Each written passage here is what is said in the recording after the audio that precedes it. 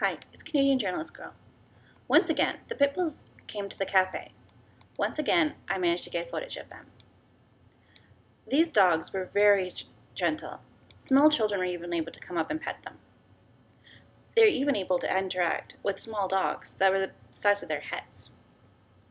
I implore you to view this footage and actually think about it. Are these vicious monsters that are begging to be put down? Or are they just normal, regular dogs that have a bad rap?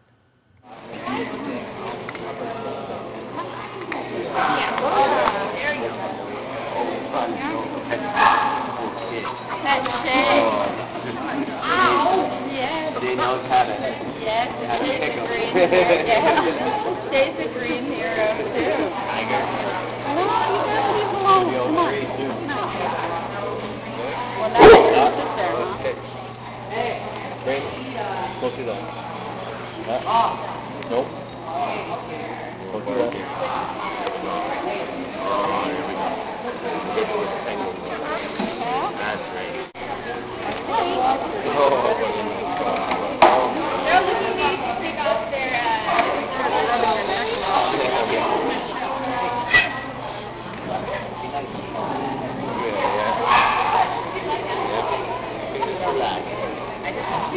like I said, I want to lie down.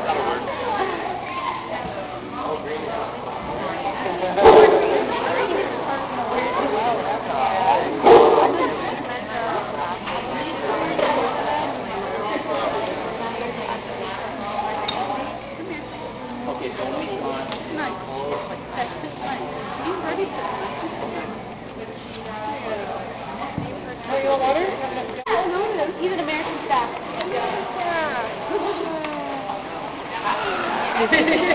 Oh yeah, you're vicious.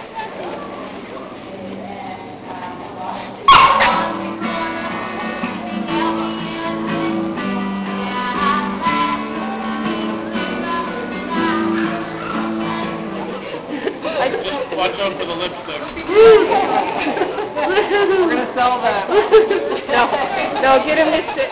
After viewing said footage, I once again ask you, are these vicious monsters, or are they just misunderstood beings? I also managed to interview a few of the owners at the event. I did not get their names for the sake of their privacy. I got one by accident. Daisy was a rescue. I got a call late at night from a rescue asking if I would foster a dog. It was an emergency because the original foster reneged. And around 10:30 at night, the volunteer showed up with Daisy. And I went, oh my God, it's a pit bull. And I was supposed to foster her, and I ended up adopting her because she just melted my heart. Maya. Long story short, he and I were together for 3 years. He adopted a dog I didn't want, which sounds really horrible right now, but he was just really responsible, and I knew he would be able to take care of her, and I would have to take care of her. So she got sick at about 8 months, and the vet bill was extremely large, and he couldn't afford it, so guess who forked up the money? This girl.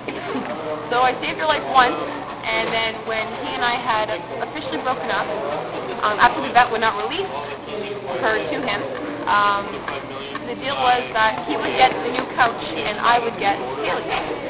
So I officially have Haley. I kind of rescued her from him because he was very responsible. There was times where he would go to kick her and have to stop him.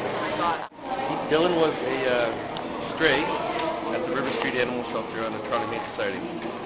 And we went to go visit, just like to spend time visiting the dogs and they're giving some love, and he wouldn't let me leave the cage. It's a classic example of a dog picking an owner. He just couldn't say no.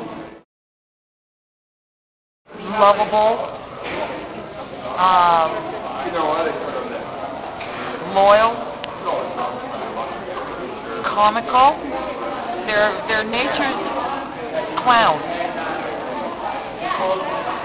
I don't know. She does so many different things at different times, and it's endearing. And you can't help but love them. She won't leave my side. She's a big talk. I've trained her to be very affectionate with humans as well as other animals. As long as they don't try to hump her, she's good. she has my personality, exactly. She's very stubborn. She's very affectionate. She loves to cuddle. So she's got those brown eyes like I do, and that's a lot of people distinguish us as the two brown-eyed girls. Yes. She becomes combative. She's more in tune with the muzzle. She's not enjoying her walks because she's fighting to get it off. And it's a shame because it's sort of, what's the word I'm looking for? Diminishes their ego type of thing. Yeah, he gets timid right away. He doesn't like it. It's an element of defeat. He's, of course, because he's my dog, he's the best example of the dog that doesn't need a muzzle, but his attitude changes completely right away to, it's not himself. He gets weak and his character just, it's almost like as anybody would. If I was a muzzle on me, I would feel the same way. You made a horrible mistake. These are great dogs.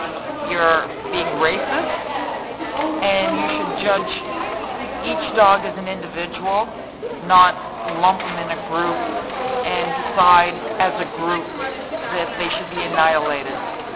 Big mistake. That's about as kind as I'm going to be. You've never owned one, you'll never know what it's like to have one.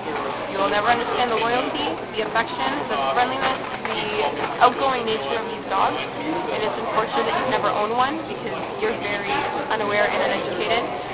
Stop playing with ignorance. You know it's stupidity, and it's just a mask. Figure it out. I would like to hope that they would understand that breed-specific legislation has nothing to do with the breed of the dog, but it's how the dog's raised. There's a million examples of that out there, and Pitbulls are picked from the bottom of the list of dogs likely to fight. So unfortunately, they're strong animals, and no stronger than any other big breeds out there. They're a tough-looking breed, so a lot of people that shouldn't have dogs like this have them, and they give the animals a bad name. They're obviously great dogs. It's too bad they all suffer because of some stupid breed.